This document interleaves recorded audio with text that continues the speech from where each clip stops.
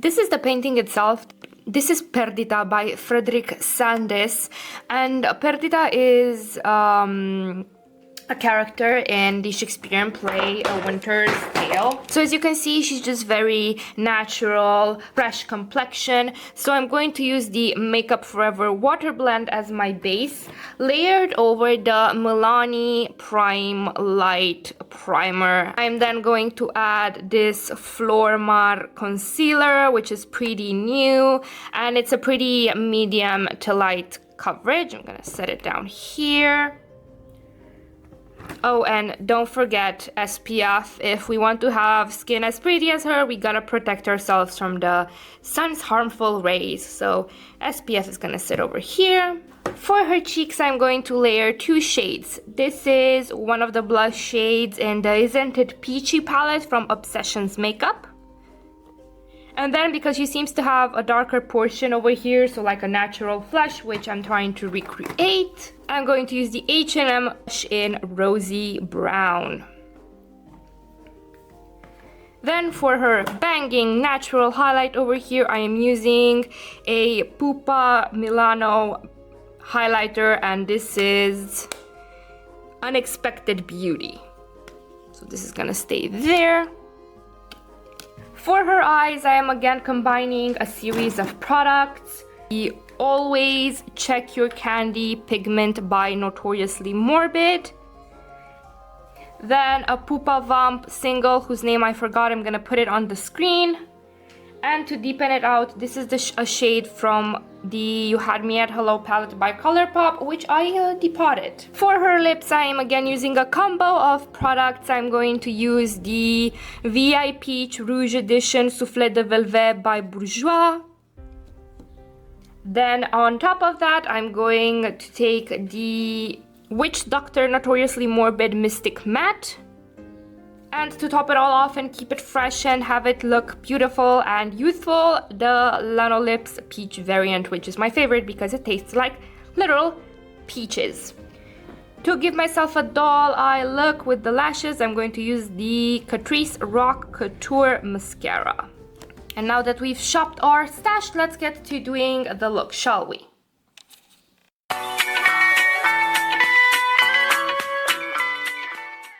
So here I am, barefaced. I know I have some blemishes going on, I've got some redness, but life is too short to worry about inconsequential stuff like that. I'm going to start with the SPF I mentioned earlier. This is the Yives Rocher 50 plus something something sunscreen. I haven't used SPF until now because I thought I was invincible. But as I'm starting to worry more and more about my impending aging and doom and wrinkles, I thought it was high time to stop acting like I've got fresh 16-year-old skin and start taking care of it. I really like this. It sinks very easily into the skin, doesn't leave a white cast, and it has that sunscreeny smell, but I like it because it reminds me of better times. We are now going with primer. This is the Milani Prime Light. I said it reminded me of better times because when I was a kid, so between the ages of newborn and 7, I lived near the seaside in an Italian town. Beautiful sights, lots of mafia, you know, just a stereotypical small Italian town. And after that, I moved to Bucharest with my mom after my dad died. So I only go to the seaside now on, you know, vacations and shit, but I do really miss having it near. Using a Makeup Forever foundation, I'm in the shade R250, and I'm just gonna apply it directly to my face and blend it out with my hands like a heathen.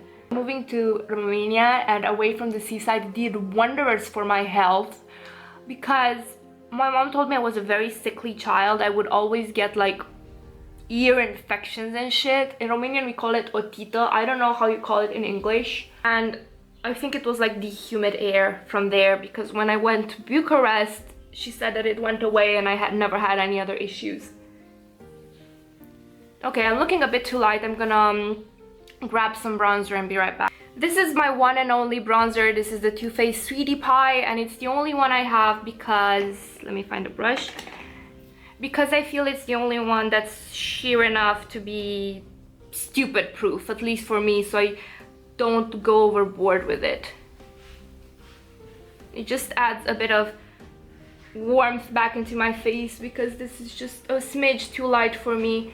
The foundation, I mean, now that we're getting into spring, summer, my skin is just getting a shade darker.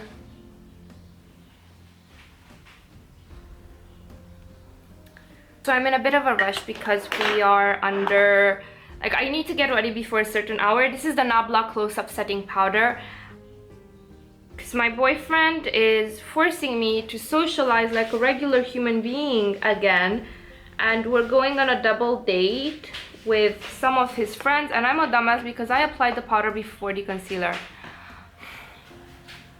Oh, why me? Okay, let's hope that does the trick. I'm so bad at get ready with me. Okay, let's put on the concealer.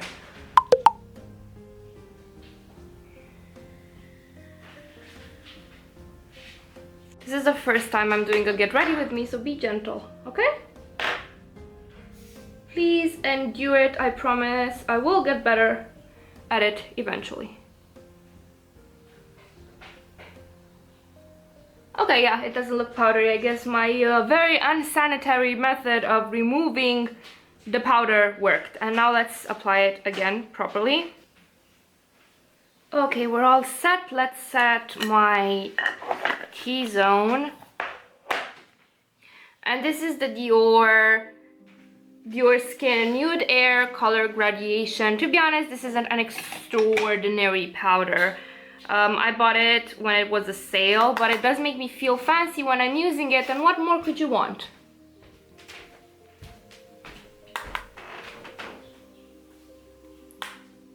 And just buffing it into the skin, circular motions, wax on, wax off. Take that blush shade, Bloom, and use it all over my cheeks with a fluffy blending brush.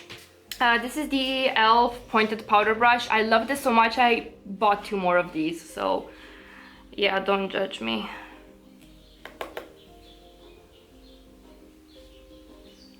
So as you can see, it's giving me that orangish, peachy-ish glow that the paintings got. So apparently, I haven't read A Winter's Tale. Apparently she was the long-lost daughter of some king. The queen had a child, yeah. And this king, Leontas, I think he was called, he thought it was the product of an affair of hers with another king, of the king of Bohemia, I think. And he basically told some of his people to like take the kid away and leave it on the banks of some river or whatever, just like an animal, because you know, people back in those times, they were hardcore. They did not give one single shit about being decent human beings. And she was found by some peasants and raised as a peasant girl. Now I'm going to deepen out this flush with the H&M Rosy Brown. She grows up to be quite the beauty, like all girls in these stories do.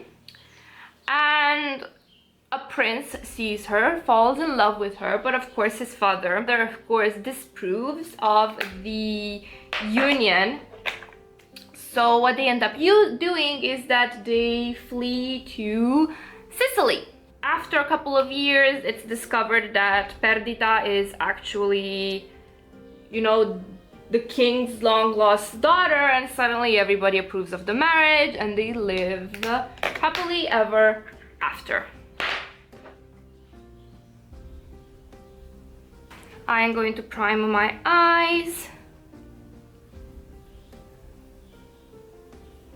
This is the Milani Eye Primer, which is really nice. I initially didn't like it because I didn't like the texture, but I feel that the older it's gotten, the nicer the texture has, and I really like it.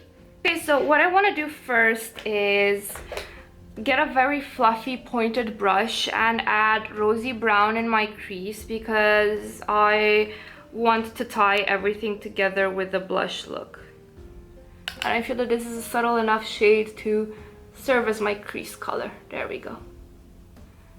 I want the look to be not structured, very blown out, very organic. Look at me talking like as if I'm like a makeup artist or some shit. Just I'm making things as I go along, okay?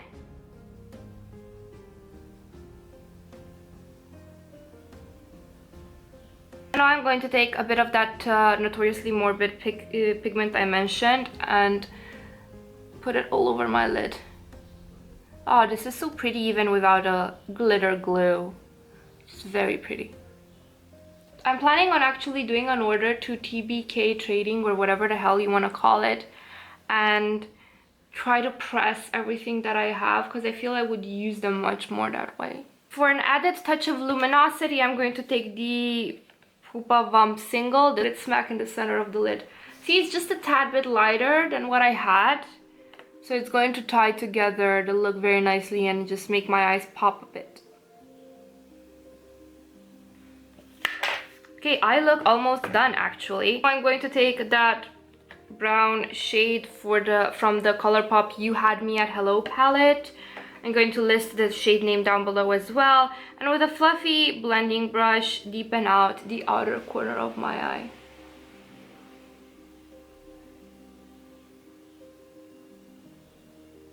Because now she had like this luminosity, just a bit of color to her eyes, which probably the painter meant to be a, you know, just, she's so youthful, she's so fresh. I'm going to add the same shade to my lower lash line.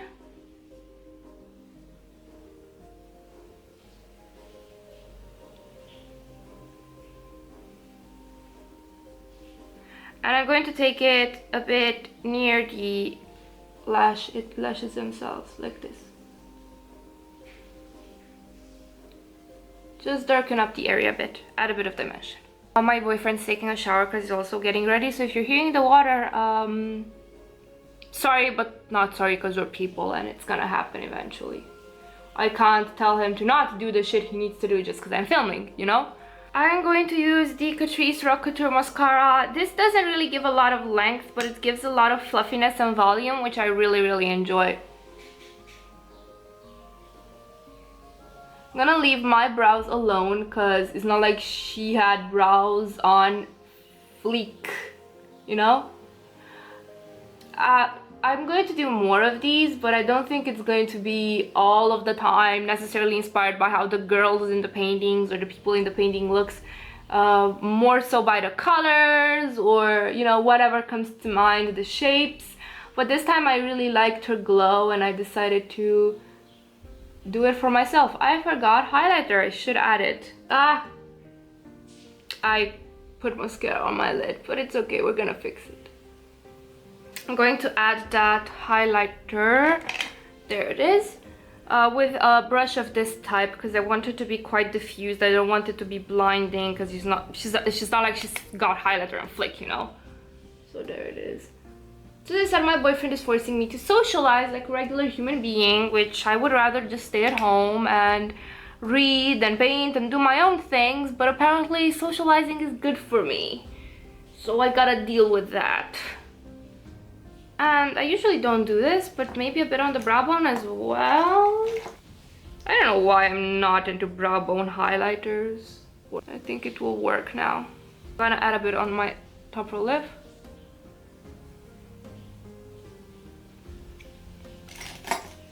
Okay, let's start working on the lips because I want to layer a couple of things. I already put chapstick on because I don't want my lips to get super duper dry. I'm going to take the VIPeach Edition du Velvet blah blah blah souffle on my lips. I have a very moussey formula, I love it, but literally smells like plastic. Okay, we're letting it do its thing and dry. Come on, dry. And now I'm going to take the Witch Doctor Mystic Matte from Notoriously Morbid and pop it in the middle. So just in the middle.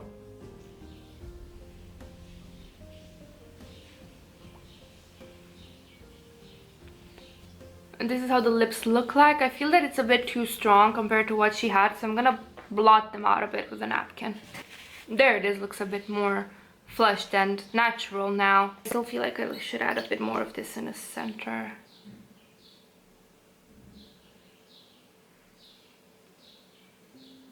Perfect. And I wanted to not look matte. I wanted to have a natural glow but no glitter, because they didn't use glitter lipstick in Shakespeare's times. So I'm going to grab a bit of Lanolips and put it on my lips.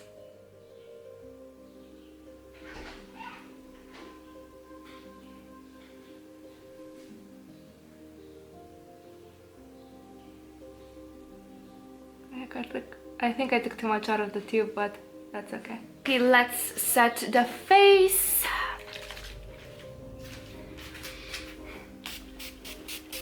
Okay guys, I'm done. Wish me luck on the double date. This is the final look. Thank you guys so much for watching, and I'll see you the next time. Bye. Oh, don't forget, let me know if you'd like to see more of these, okay? Thanks. Bye.